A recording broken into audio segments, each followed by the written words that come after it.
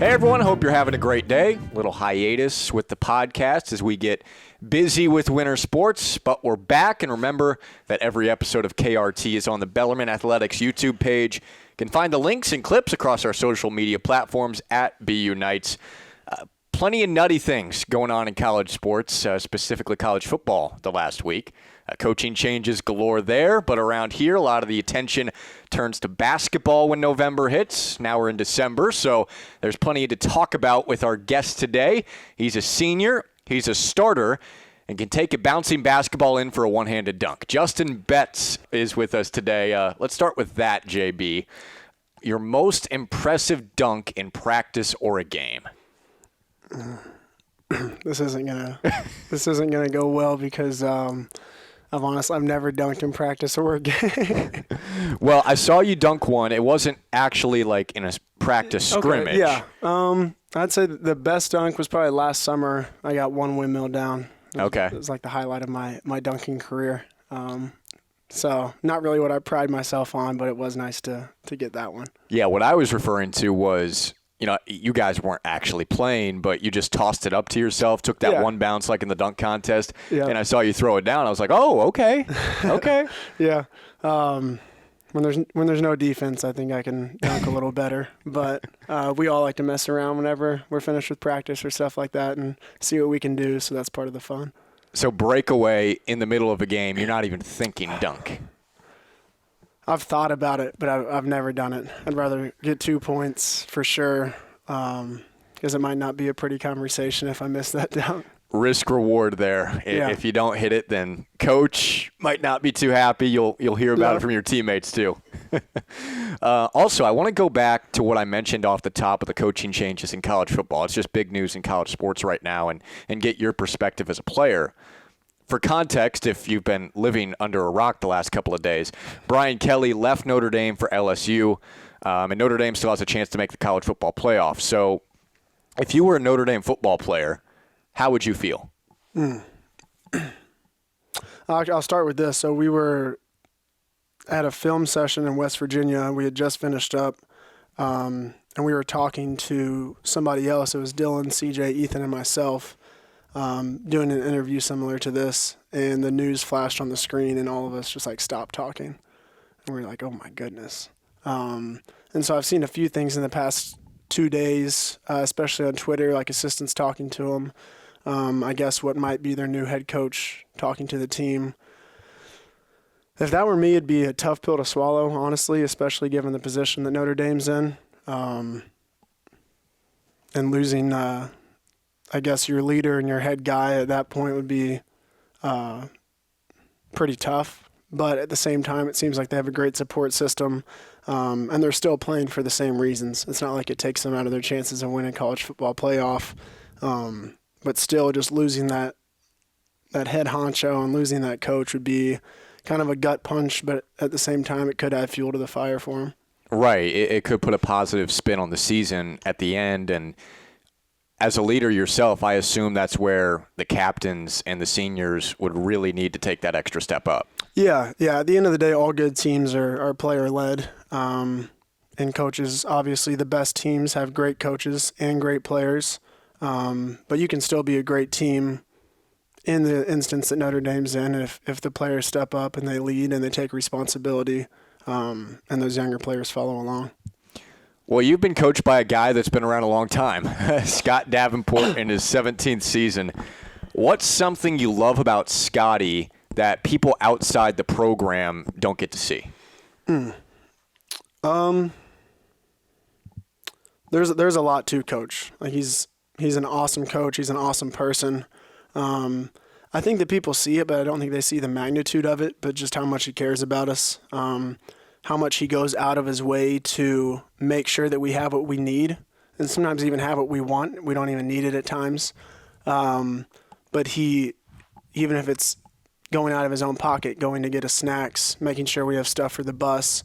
I don't think our locker room has been empty on food or drinks for the past 5 years since I've been here. And he just takes it upon himself to make sure that there's always something there for us.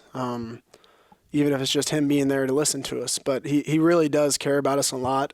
And a lot of coaches can say that and not really act upon it. Like, that's something that coaches will say to recruits, like, hey, to our parents, like, hey, we're going to care about your son and we're going to take care of him. But he, Doug, Al, Bo, Scooter, Rocky, all the managers, like, they really take that to heart and they care about us and go out of their way to make life a little easier for us. Go-to snack in the locker room? Ooh, for me, right now it's actually ice cream bars. We have drumsticks and stuff, which is new this year. So, gosh, ice cream bars, and whenever we don't have those, probably high chews. Yeah. Under the radar snack. They're those little like Starburst type candies. So. Yeah. Ice cream bars, maybe a D1 perk there. Maybe, yeah. Ooh, I grew up on ice cream because my grandparents own an ice cream store, so it's like no way. Go-to dessert. Yeah. How long have they owned it? It went out of business probably like 6 years ago. Okay. But they had owned it for decades. Wow. Over in New Albany? Yep. It was called Mom and Pop's Cone Corner. And my grandpa built it and then built all the houses behind it, which is where we live. So it's a tight-knit. Yeah. What year did it start? My mom would be so mad at me. I don't even know. But a lot of us grew up working there and being around it and just kind of got used to ice cream every day. So you were a scooper growing up? I was a scooper, yeah. Now, what's your favorite ice cream flavor? Black raspberry chocolate chip. That was definitive. Yeah, Graders has some great black raspberry. They do. Pumpkin during the fall season is hard to beat. Wow, Mom and Pops, that's great. That's a great story. So how often would you eat ice cream? Like every day? Every day. A few times a day sometimes. And you managed to stay in shape. I ran it off. Yeah, we never stopped playing. That's outstanding. You went to Providence High School just across the river, close to New Albany. Was staying close to home a major priority for you, or did it just work out that way? It was a big priority, especially given the fact that my family's super close. My mom has 4 siblings, and we all live like within hundreds of feet of each other. And wanted to be by my parents, my 3 siblings, and going into making that college decision, that was always at the front of my mind. And I was down to, I think it was Rose-Hulman and Butler and Bellarmine. Those are my final 3. And that's like a whole nother story in and of itself. But as soon as I got the chance to come to Bellarmine and play basketball, I took it like without hesitation. So what's that other story? I can go through it actually. So in New Albany, or I guess in Indiana, in every county, so Floyd County, 2 people each year in the senior class are eligible to win what is known as the Lilly Scholarship. And if you win the Lilly in Indiana, you are able to have a full ride to any institution that you get accepted to in the state of Indiana, but not across state lines. So I tried to see if Bellarmine would count, and they said no. And I had come to Open Gym to play here for like 2 straight years in high school. Like every day in the summer, I'd try to come play. I would text George Knott, who went to Providence, and he was on the team here. He was the captain. And I was like, hey, you all need one today? And he'd be like, yeah, come on over. So I'd come play. Finally got the coach's attention a little bit more, and Doug and Bo came and watched a few of my games senior year. Coach D came to a few, and I still didn't have an offer. So I just kept trying. Like I would always text him. I would come to every single home game here. I'd sit behind the bench, come in the locker room. And I was trying every single angle to will my way into the program. And then when the spring semester came around, so I was still playing my senior year, and I hadn't committed anywhere yet. And I was pretty much set on going to Rose-Hulman to do engineering if I didn't get the chance to come to Bellarmine. And then finally, towards the end of the year, I set up a meeting with Coach, and I asked him, I was like, what are you thinking as far as like a scholarship and then the chance to play here? And we were really guard heavy at that time, like had a lot of great senior guards. And I knew that, and I knew that he knew that. And I told him that I would be willing to come and redshirt my first year if it meant that I could be on scholarship the next 4. And so that would give me the chance to get my MBA and be here for 5 years. And lo and behold, he said yes to that. So I called Rose Holman's coach as soon as I walked out, and I called the Lilly Endowment Foundation, and I told them the situation. And so I committed I guess it was 10 minutes after I walked out. Wow. So it was a very stressful time because most people commit and I guess sign before they even play their senior years. But that was always something I was trying to prove myself to the coaches and especially to Coach D that I could play here. And it was a very, I guess, difficult time as far as knowing what I'm going to do next. But it was the best thing that ever happened to me for sure, being able to do it. Yeah, the college decision is always extremely challenging, and adding all those factors to your decision, I can only imagine. So how was Butler a factor? So Butler, obviously I would have walked on there and used my Lilly for school, and it wasn't too far from home either. And they've just always had a great program, so to be a part of that would have been pretty cool. But obviously at the time I didn't know we'd be playing Division I basketball here at Bellarmine. So I think it was the best it could have possibly worked out in any way, shape, or form, honestly. I feel like 99% of the time when you go through those difficult moments and you really think about it for a while with your decision, you always say it's the best thing that's ever happened to me. Yeah. And my mom, my first 2 years here, she used to always be like, hey, do you think you made the right decision? Do you have any regret? And I didn't play a second yet. And I was like, no regrets. And she was like, okay, are you sure? And I was like, yep, no regrets at all. And obviously CJ and I are pretty much inseparable and we're best friends. And I'll be in his wedding coming up next year. And I've made so many lifelong friends, and Coach talks about relationships all the time. But man, I'm thinking about him now, and pretty much every teammate I've had since I've been here is coming to mind.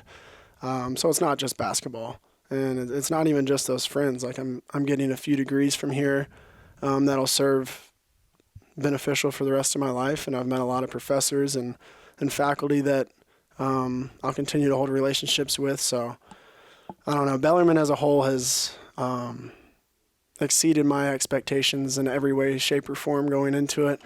And I think that's true for a lot of people. It really holds a special place in your heart. I can tell that, and it does for a lot of people. And it's more than just basketball too. You're really involved on campus. Yeah. So what else do you do outside of basketball?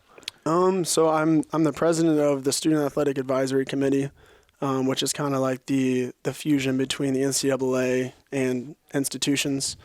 And so we do our best to kind of get a pulse from the student body, all the athletes here on campus, and then relay that on to both the ASUN conference and to the NCAA as a whole. And we also try to make an impact here on campus, so community service, events planning, diversity and inclusion, all kinds of different stuff like that. I've been a part of a lot of different things, and some are a few weeks at a time, some are a few years at a time. Last year I was fortunate to be a part of a senior board with Dr. Donovan, and that was really cool because she met one-on-one with all of us every month. Those are some of the main things. Senior men's basketball player Juston Betz joins us.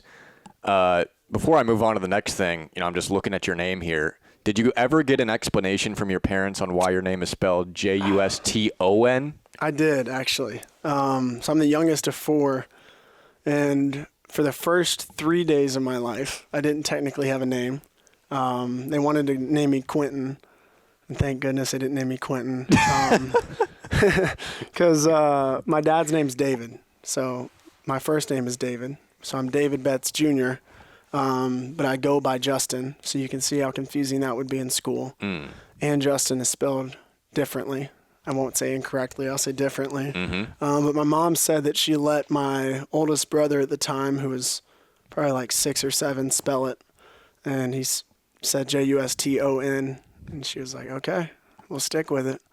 And I kind of like it. It was tough in school because everybody would misspell it. They still misspell it, but I don't know. I don't mind it. I like being different, so it's a pretty cool thing. So your legal name is still David Betz Jr.? It's David Juston Betz. David Juston Betz. Okay. Yeah.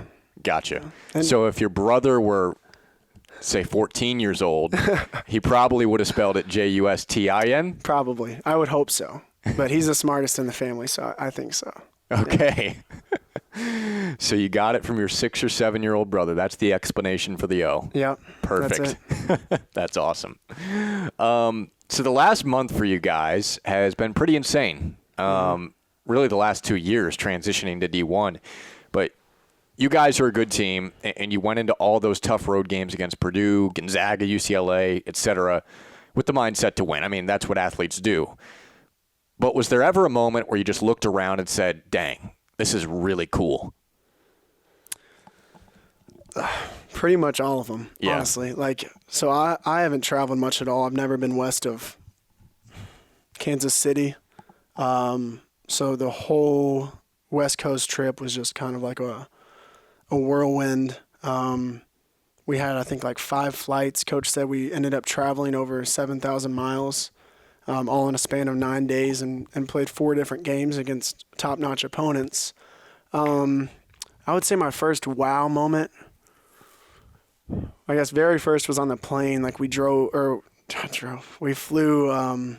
over some mountains, and I looked out the window and I was like, oh my goodness, that's pretty cool. And then we played St. Mary's, played them really close, had a chance to win. I think we were up 1 under 6 minutes. And then the first huge wow moment on the court was at Gonzaga. Walkthrough was really good. We get to the game, and we usually get here about a little over 2 hours before each game, get the treatment we need, stretch, and then we go out to the court to shoot. And it's almost always an empty gym, and we walk in, and the student section is just jam-packed. And apparently they camp out before the games there. Just all day they camp out so they could be in the front of the student section. And I mean, I'm hearing things about my family, about not even that bad of things. They're just mentioning everybody by name, and I was like, man, they did their research. But they started jumping really, really hard on the bleachers, just pretty much stomping on them. And they were so choreographed and in tune, and it was a really cool moment because we all kind of looked at each other, kind of like a side eye to each other, and we're like, wow, it's pretty cool. Yeah. I don't know if you've seen, I'm sure you have, the Wolf of Wall Street, but whenever they do the thing on the chest, that part, the whole student section was doing it in unison. So that was sweet. That sounds amazing. I didn't realize they do that. I knew they camped out before games because, well, there's nothing else to do in Spokane, Washington. That's true. But based on what I saw, that's true. That's incredible. Best team that you've played this year, in your opinion? I mean, you could definitely look at the scores and see it that way. I would say Purdue is the most complete, deep, well put together team that we've played. They're going to be the number 1 team soon. Yeah. And I think they were a lot of teams that we've played have been able to do this because we played some great teams. But we always talk about taking away option A when we play teams and making them do what they don't normally do. And a lot of teams, their option B is not that good. But Purdue, we would take away the first line of defense, and then they would have a great counter. And then we'd make them go to plan C, and even their plan C was really strong. And they have shooters, they have great guards, and obviously they have their great big men, which they're known for. And so I would say we always talk about a matchup between Gonzaga and Purdue, in the locker room, who would win. I think it'd be one of the best games in college basketball, honestly. But from a player standpoint, Purdue is probably the toughest team to play. Well, they call them the Noah's Ark team because they literally have 2 of everything. They do. No, I've never heard that before, but that's a great analogy for it. And there's no drop off when they go to the bench at all. They're just really solid, really well coached, and Mackey Arena was phenomenal. So. Well, Zach Edey's not even a big man. He's 2 men. 7'4" isn't fair. Yeah, I mean, he moves really well for it too. He's really skilled. He has good hands. He dunked on me, and I don't think he even saw me.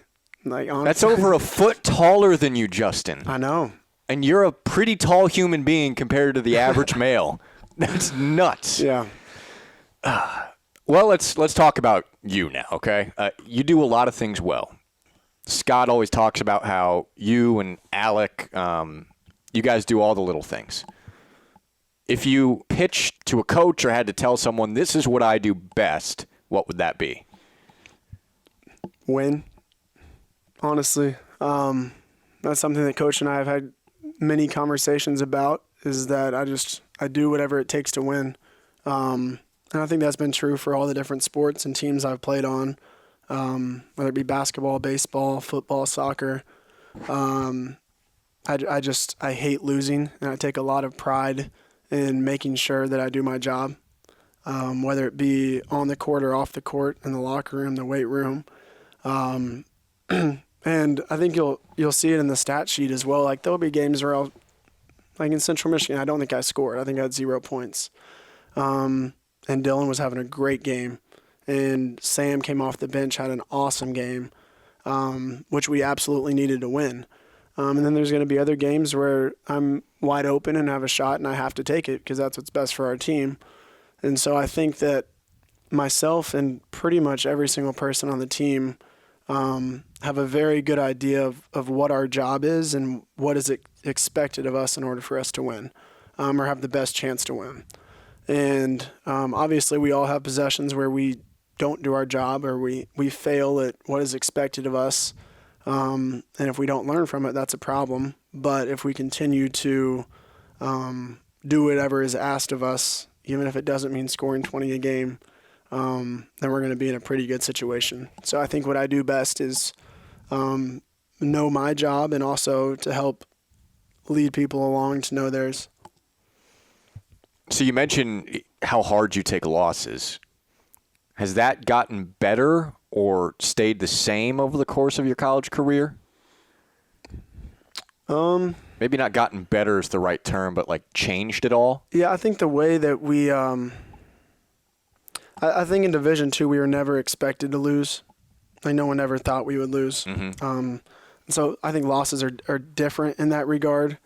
They're always supposed to be a learning experience, but you should be able to learn when you win and when you lose. So I wouldn't say that I've been able to get better at losing since we have moved up to Division I, but maybe it's looking at different aspects of how we could have played better every single possession rather than just the end result. And we place a heavy emphasis on playing every single possession to the best that we can possibly play, and just doing it one possession at a time. From the outside looking in, I mean, the defense has really improved since the exhibition against Tiffin. It was a 90-87 game. You held UCLA to 75 points, Franklin to 37, which is the second fewest in Bellarmine history. How has the defense developed over the last month? It is, I would say it's 90% a mental thing. We haven't changed anything that we do on the defensive end, but our mindset defensively has shifted from the point where it used to, and still does it sometimes, which we're trying to fix. We can't let our defense rely on our offense. And when we have bad offensive possessions, say we turn it over, leads to a run out. Or we get our shot blocked, leads to a layup on the other end. We can't allow our offense to kind of transition into having bad defense.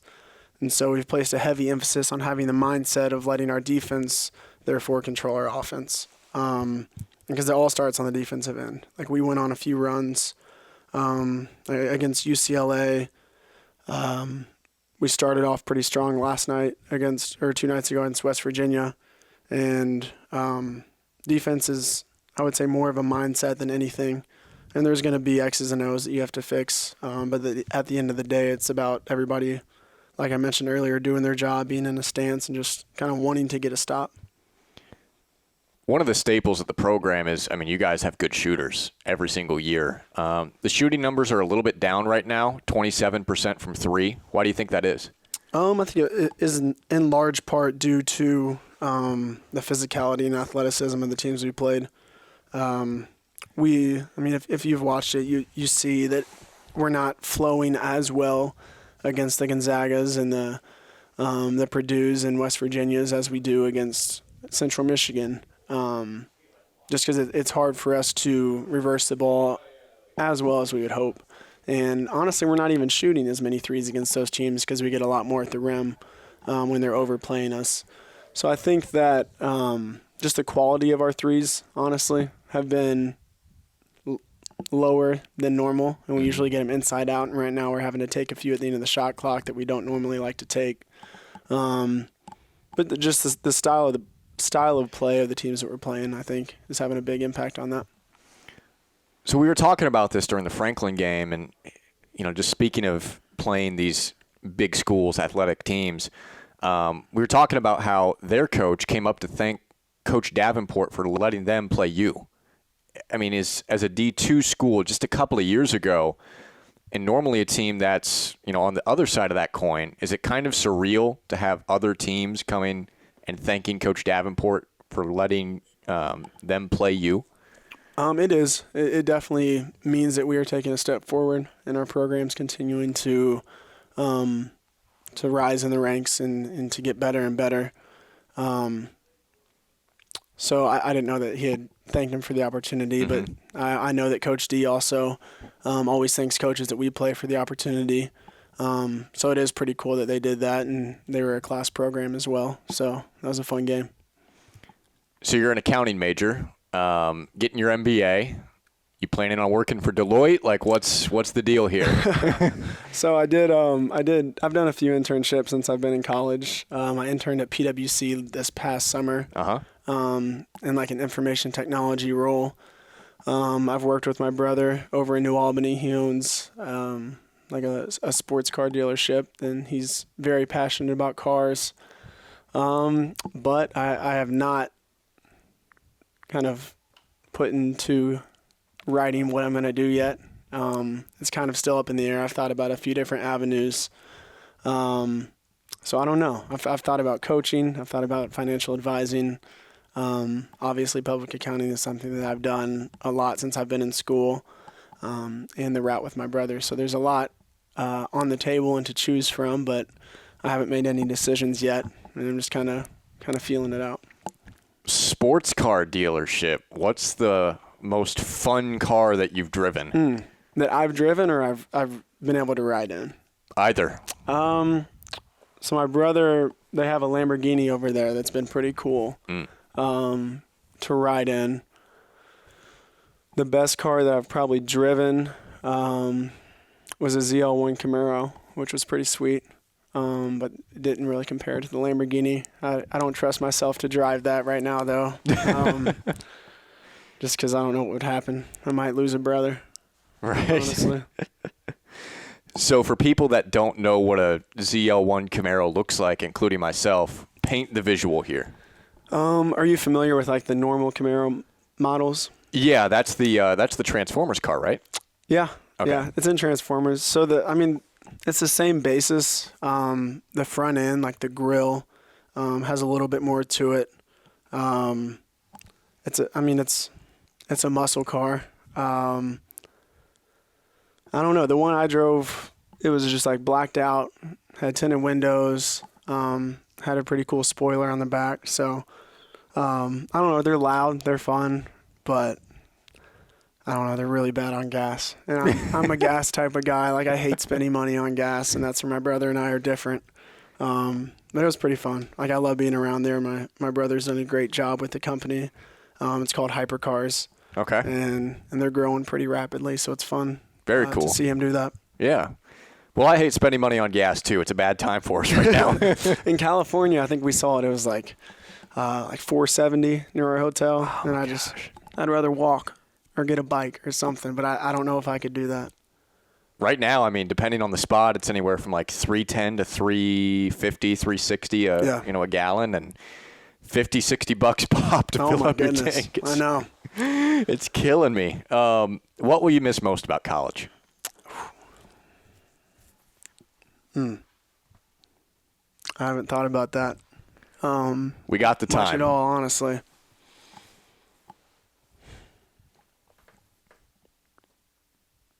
Definitely just coming in every single day to a locker room full of the people that we have here, and just being with them, honestly.